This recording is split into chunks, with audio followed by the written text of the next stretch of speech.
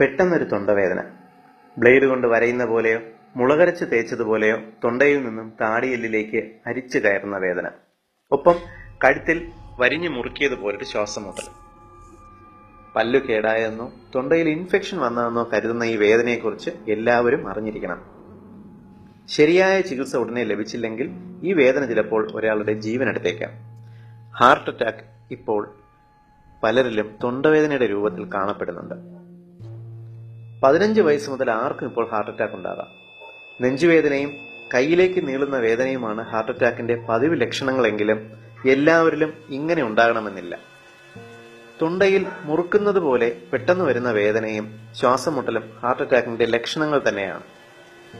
ഈ ലക്ഷണങ്ങൾ ഒരാളിൽ കാണപ്പെട്ടാൽ, അതായത് തൊണ്ടയിലും താടിയെല്ലിലും പെട്ടെന്ന് വേദന വരികയും നെഞ്ചിലും താടിയിലും വിയർപ്പും ശ്വാസം മുട്ടലുമായി പെട്ടെന്ന് ഒരാൾക്ക് അസ്വസ്ഥത ഉണ്ടായാൽ ഉടനെ തന്നെ അയാളെ എമർജൻസി മെഡിക്കൽ കെയറിൽ എത്തിക്കണം.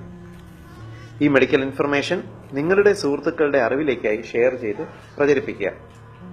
ഒട്ടനവധി ജീവനുകൾ രക്ഷപ്പെടാൻ ഉപകരിച്ചേക്കും. ഏവർക്കും ഉപകാരപ്രദമായ ഈ ഹെൽത്ത് ഇൻഫർമേഷൻ നിങ്ങൾക്കായി അവതരിപ്പിച്ചത് etnihealthcare.com.